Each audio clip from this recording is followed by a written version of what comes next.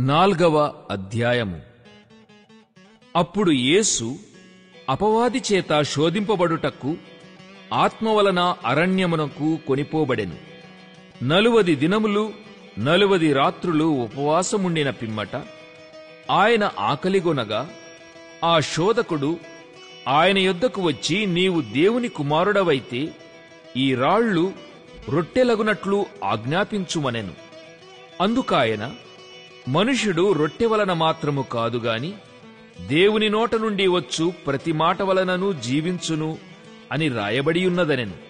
అంతటా అపవాది పరిశుద్ధ పట్టణమునకు ఆయనను తీసుకొనిపోయి దేవాలయ శిఖరమున ఆయనను నిలువబెట్టి, నీవు దేవుని కుమారుడవైతే క్రిందికి దుముకుము, ఆయన నిన్ను గూర్చి తన దూతలకు ఆజ్ఞాపించును, నీ పాదమెప్పుడైనను రాతికి తగులకుండా వారు నిన్ను చేతులతో ఎత్తికొందురు అని రాయబడియున్నదని ఆయనతో చెప్పెను.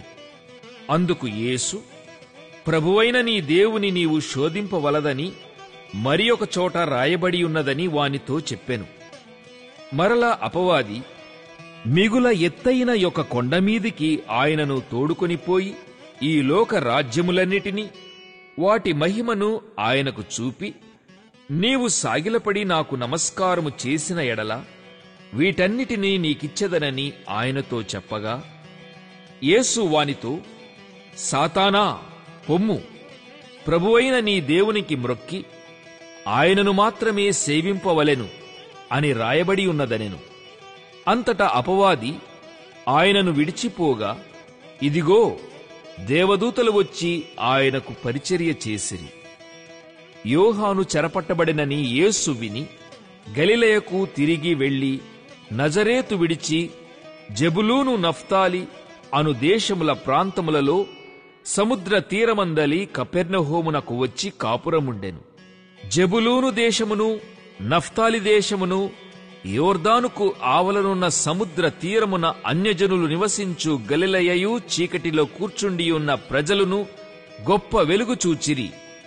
మరణ ప్రదేశములోను మరణ ఛాయలోను కూర్చుండియున్న వారికి వెలుగు ఉదయించెను అని ప్రవక్తయైన యెషయా ద్వారా పలుకబడినది నెరవేరునట్లు ఈలాగు జరిగెను. అప్పటి నుండి యేసు పరలోకరాజ్యము సమీపించియున్నది గనుక మారుమనస్సు పొందుడని చెప్పుచూ ప్రకటింప మొదలుపెట్టెను. యేసు గలిలయ సముద్ర తీరమున నడుచుచుండగా పేతురనబడిన సీమోను అతని సహోదరుడైన అంద్రేయ అను 2 సహోదరులు సముద్రములో వలవేయుట చూచెను. వారు జాలరులు. ఆయన, నా వెంబడి రండి, నేను మిమ్మును మనుష్యులను పట్టు జాలరులనుగా చేతునని వారితో చెప్పెను. వెంటనే వారు తమ వలలు విడిచిపెట్టి ఆయనను వెంబడించిరి.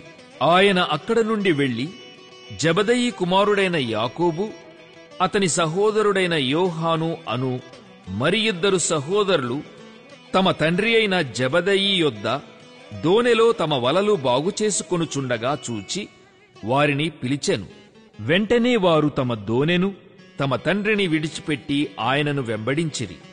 యేసు వారి సమాజ మందిరములలో బోధించుచు దేవుని రాజ్యమును గూర్చిన సువార్తను ప్రకటించుచు ప్రజలలోని ప్రతి వ్యాధిని రోగమును స్వస్థపరుచుచు గలిలయ యందంతటా సంచరించెను. ఆయన కీర్తి సిరియా దేశమంతటా వ్యాపించెను. నానా విధములైన రోగముల చేతను వేదనల చేతను పీడింపబడిన వ్యాధిగ్రస్తులనందరినీ, దయ్యము పట్టిన వారిని, చాంద్ర రోగులను, పక్షవాయువు గల వారిని వారు ఆయన యొద్దకు తీసుకుని రాగా ఆయన వారిని స్వస్థపరచెను. గలిలయ, దెకపోలి, యెరూషలేము, యూదయను ప్రదేశముల నుండియు యోర్దానుకు అవతల నుండియు బహుజన సమూహములు ఆయనను వెంబడించెను.